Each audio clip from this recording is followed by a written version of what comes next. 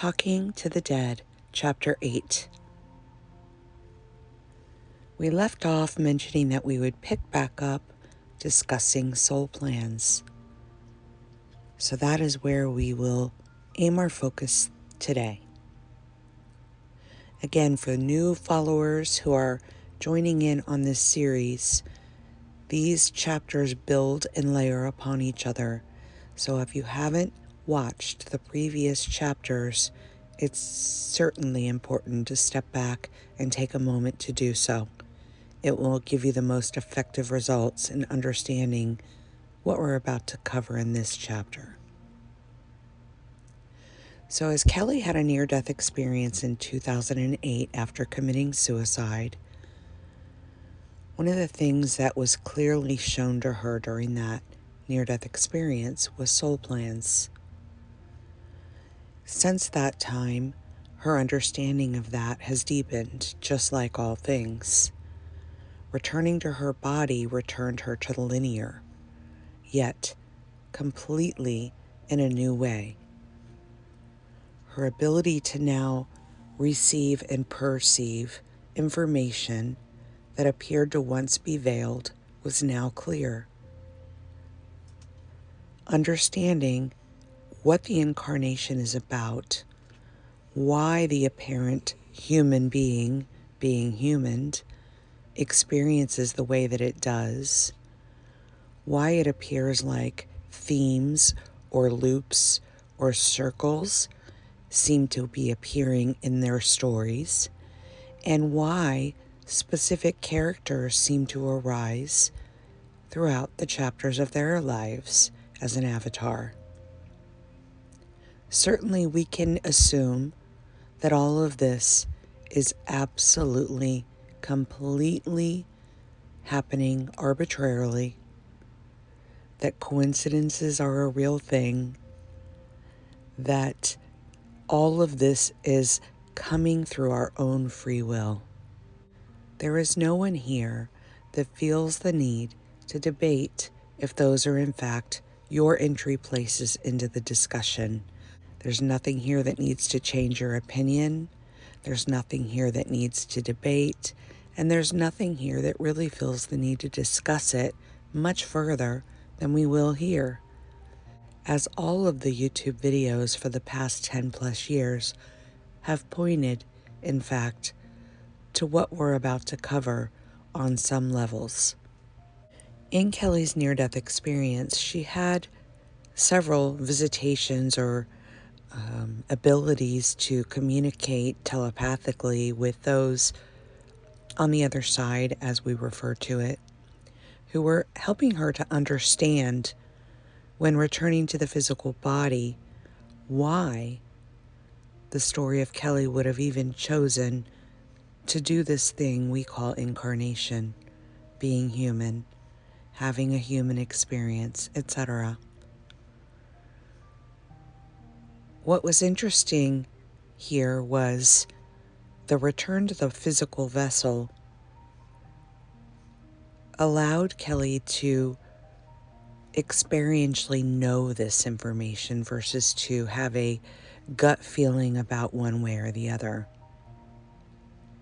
This has allowed her to take all the energy that used to be the combustion system behind grasping, attaching, chasing, or wondering, why is this life the way that it is?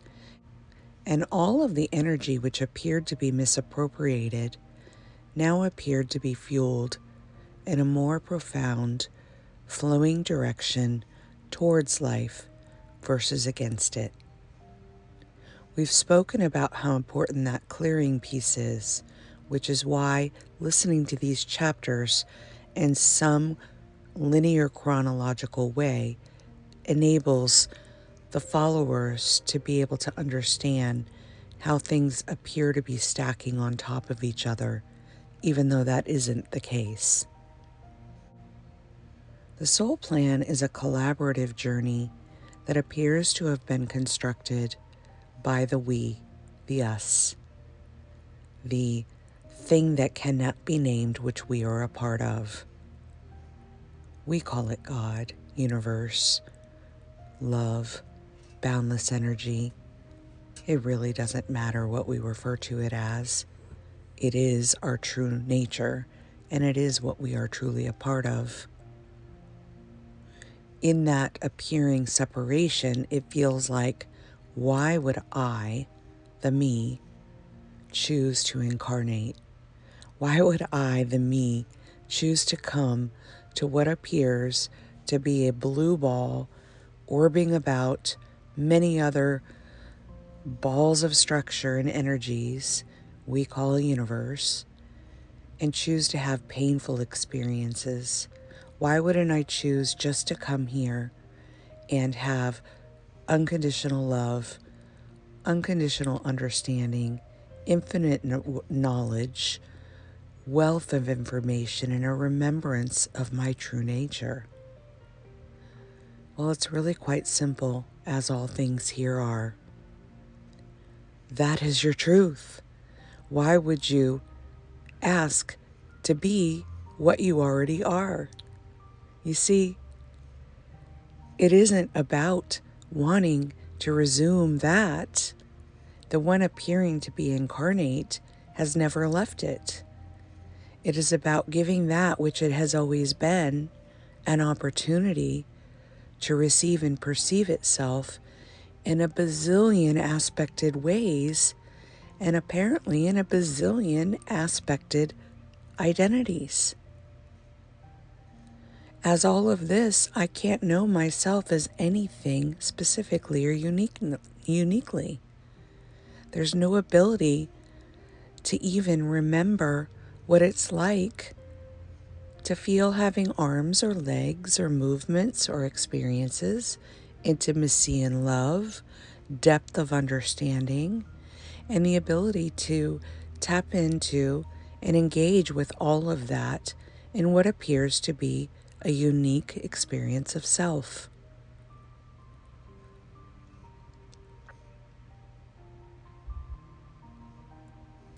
The desire to experience is truly the only intended purpose. It's not a classroom. You're not being punished. You aren't here to karmically clean up something from some other distant past or future, because all of those are happening in uniform, simultaneously, in the collection of allness or we-ness. This experience that feels very specific to you is honed in to allow you that perspective, nothing more and nothing less.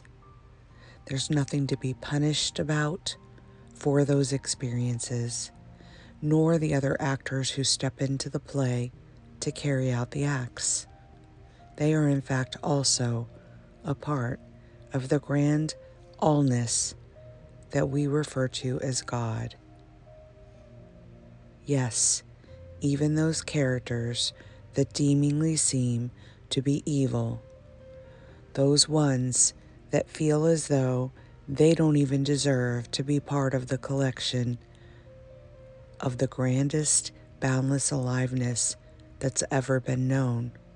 Yet that is coming from the perceiver who has an idea that they can be harmed or others can be harmed.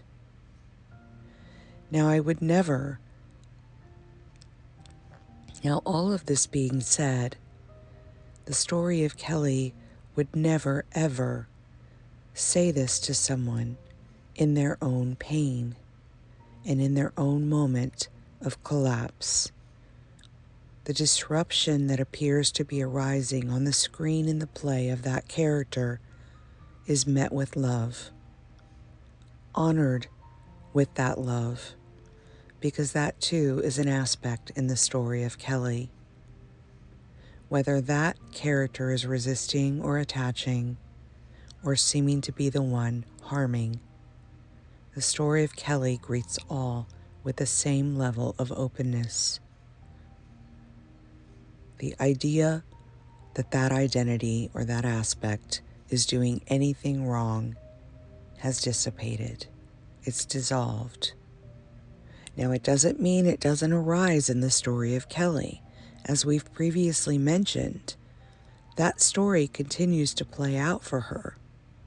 But what's different now is her ability to really tap into awareness that it is a story. It is experientially pulling back that identity to level it back on the teeter-totter so that it can be perceived and received as clearly yet another energy passing through.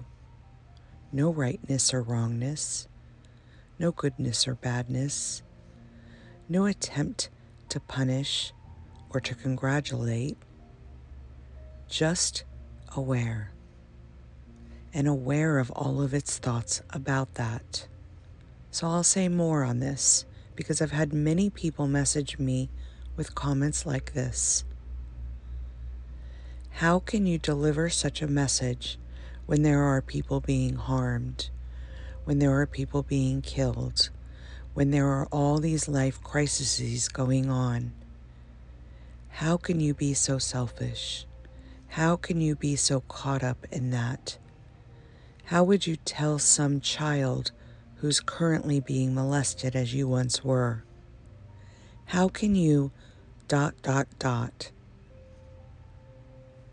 And there is absolutely zero anger or resentment that is the entry point of that question. You see, in the story of Kelly, she receives that information as an aspect of the identity of Kelly and a mirror that's reflecting that belief is still somehow residing or resisted within this story. There's no one here that needs to go out and work on the dream, in the dream, with what appears to be another character delivering that actual message or question. So if you see a response to a question on YouTube, you'll notice it's done with the most loving acceptance, the most welcoming inquiry, the most honorable way of meeting that right where it arrives. Not because the story of Kelly is attempting to give others some illusion of always being tuned in, tapped in, and turned on to this awareness. Not at all. In fact, quite the opposite. It's that it is received from a place of absolute appreciation, that inquiry can be met, loved, received, invited into Rumi's guest house, and transmuted into the unconditional love that it truly is. For the story of Kelly, in the story of Kelly, but receiving and seeming to engage with the aspect of others. It is this simple.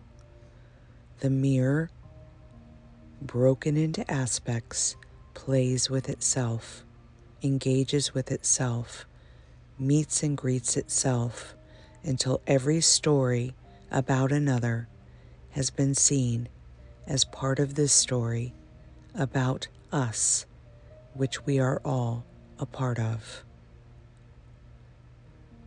Hopefully we've delivered this in a clear enough way that you, the listener, who are also an aspect of we, us, God, can meet itself and return and resume this lovely, open state of homeostasis and boundless aliveness, which we truly are.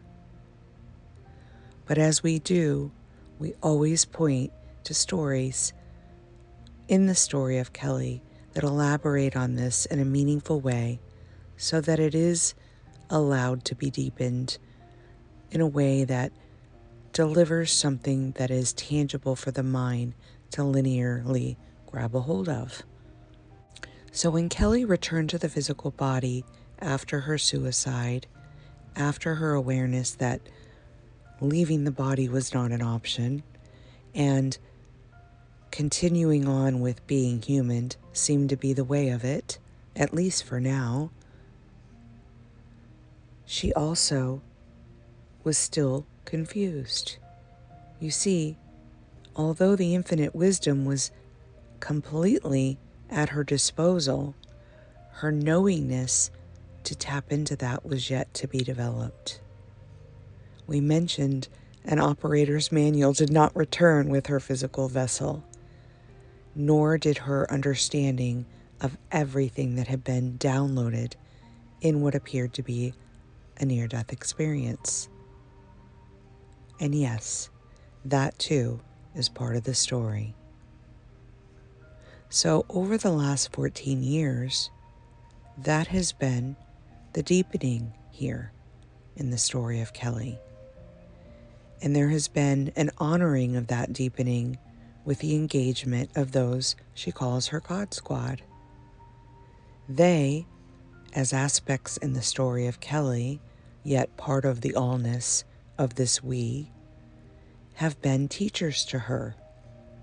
Yet they have never been separate either, nor are they individual or unique, yet they appear to her that way in the story.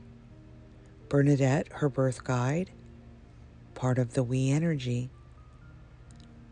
All of these aspects, the ascended masters, the descendants, the amazing angels and archangels, all appearing as separate energies, are part of this we, this is, this all. To grasp it seems to be necessary to have them as separate. It's as though you would go to a movie and you would ask to see something on the screen, and the projector displays a black monitor for 2 hours. Would you sit in that theater, in that blackness for 2 hours, not understanding the play or the movie? Or would you get up and go and tell the desk staff at the theater, nothing is playing, or the screen is flipping, or I don't understand what's going on, and need some leadership to understand, oh, you need these types of glasses to watch the show, or, oh, thank you for letting us know. I will let the projector staff know that they need to reset and start again. Those characters are also part of the story, the soul plan. The engagements at all levels was predetermined, the script pre-written. It's all flowing, it's all going, and it's all happening for you, not to you. And this is what the story of Kelly continues to deepen on. Reaction still happens. Moments of confusion absolutely arise. Being angry, being lovable, being sweet, forgetting oneself, remembering oneself, all the things that the receiver and perceiver of this message also still engage with. The only difference, it seems, in the story of Kelly is that as the deepening experientially deepens, the getting hung up or attached to those inquiries lessens, as does the aggravations or the frustrations or the feelings that this is happening to her uniquely. We love you so much. We, this collectiveness that you are a part of, we are thrilled that you, as an apparent other, have a soul guide in what appears to be a unique offering of Kelly, walking beside you, not in front of you, holding your hand, not resisting you, meeting and honoring you, not pushing you away, not attaching to you, not judging you. tap and tune into that. More of that will follow. Much love. Until next time.